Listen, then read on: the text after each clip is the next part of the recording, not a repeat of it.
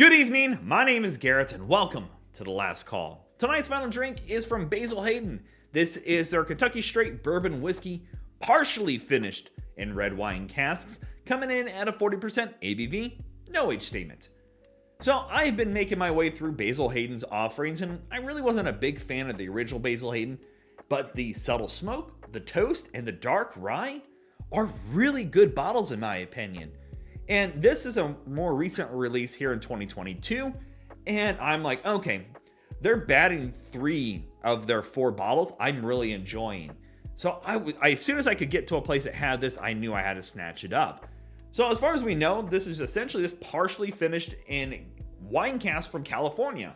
So they probably finished some, took some of the regular, blended them back together. So I'm really curious on how it stands up. So as always, we'll be trying this 2 different ways. First way, neat, no ice, no water. Second way, we'll add a drop of water, see how it changes up. But yeah, as always, make sure you like the video, subscribe to the channel, all that kind of good stuff, and hang around for a bit. Join on with the journey, and let me know what you're drinking down below. But if you are a Basil Hayden fan, or you're curious in some other Basil Hayden products, they'll be linked up above and down below. Okay, this thing wants to just keep crumbling and falling apart here. Good Lord. Oh my gosh. Get off. But I went to the store that they had 1 bottle left. And it was like, all right, well, this is fate telling me to grab it. And I love its color already, just from the bottle itself. Okay. I mean, that is rum dark. That is as dark could be for a rum. I'm really excited. Well, let's go for notes. Oh, that is nice. Cherries. Definitely get a cherry. You get the wine cask finish on this. Nice, bright cherry. But not like, your standard bourbons that can bring across cherry. Like this is freshly picked cherries. A little bit of vanilla. You get that bit of nuttiness that Basil Hayden can have. Bit of caramel. Oak is showing up. I love that vanilla. It's almost turning into like a cherries and cream.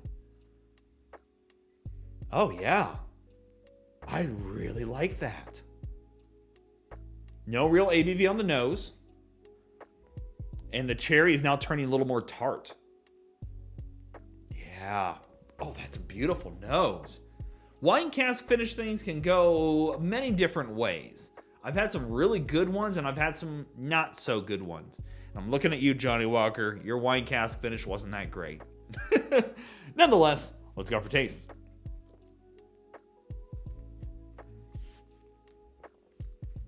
Oh, yeah. Ooh. I like that.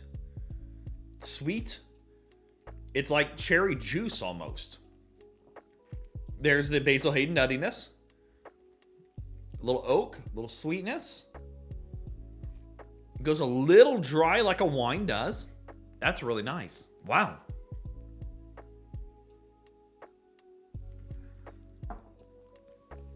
See if I can walk us through here. So you get the tart cherry, goes a little sweet. A little bit of spice here, just a small spice layer.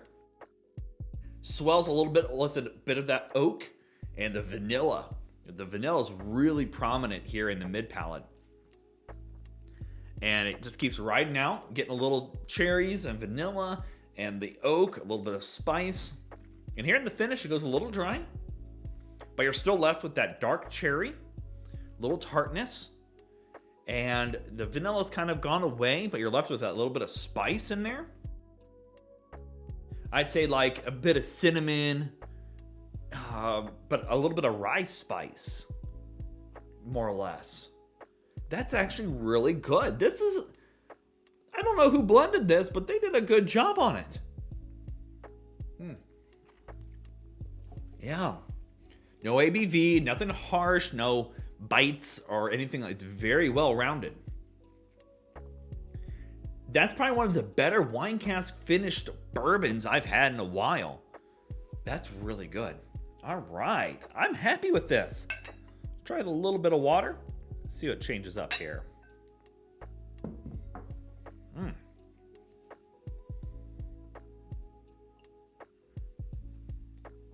That's good. I love the little bit of wine dryness here at the end too.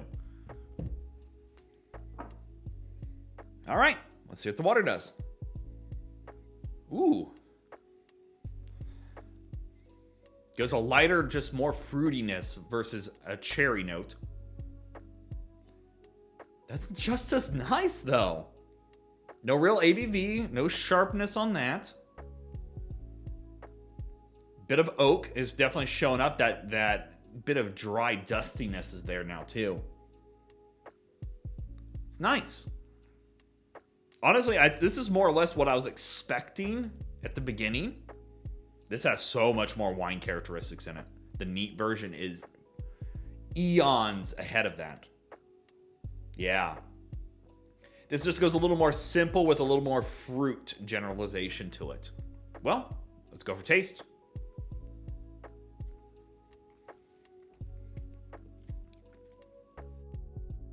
It loses a lot of character here.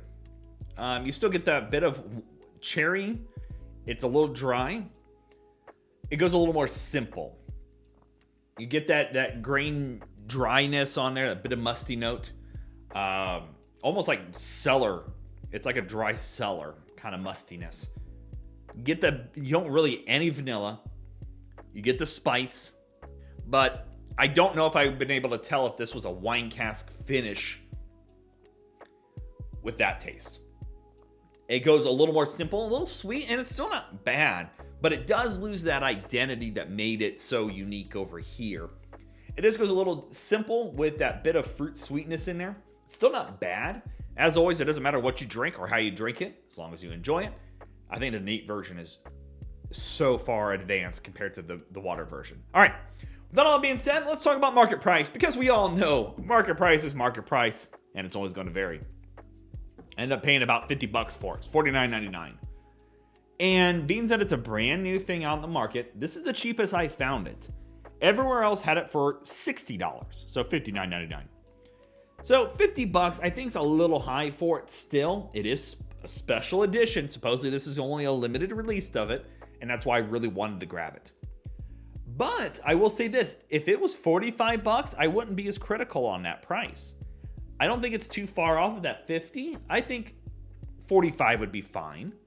You put that little bit extra $5 on it because it's a limited release. And yeah, sure. I will say, if you're not a big fan of wine cask finished things, this may break you or make you enjoy them now. Because I feel like what they've done here is really good. But it won't necessarily change your mind unless you've had bad finished ones. Which I can't think of, again, besides the Johnny Walker, I can't really think of other ones off the top of my head that haven't done that well. But I definitely think that they did a really good job here, and it's worth a try. If anything, and you go in with some friends on trying this, yes, it's a 40% and it's a low proof, but I give Basil Hayden credit because they are painting outside the lines with their series so far. And I'm going to give it a thumbs up and say, yeah, it's really darn good. So yeah, there you have it, folks. Basil Hayden Wine Cask Finish. If you have any questions about the bottle itself, let me know down in the comment section below. I will do my best to answer it. And if you have any specific spirit I should go looking for, also let me know down below. I love doing these reviews and sharing with you the experience at home. And as always, may your last drink of the night be the best one.